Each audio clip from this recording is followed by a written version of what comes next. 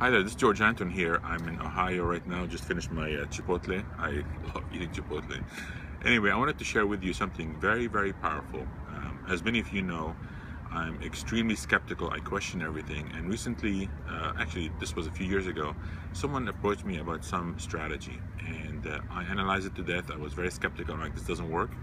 And I have to tell you, it turns out to be one of the most powerful, actually not one of the most powerful financial strategy for families today. I'm going to repeat that to make sure you're getting it.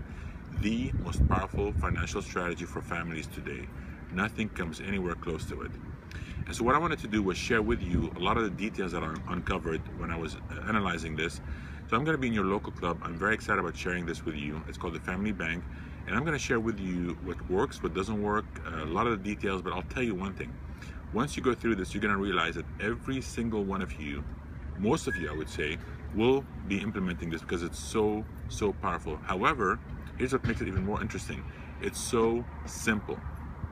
I want you to imagine this. All the investing you've ever done, taking this, it enhances everything you've ever done or not done at all.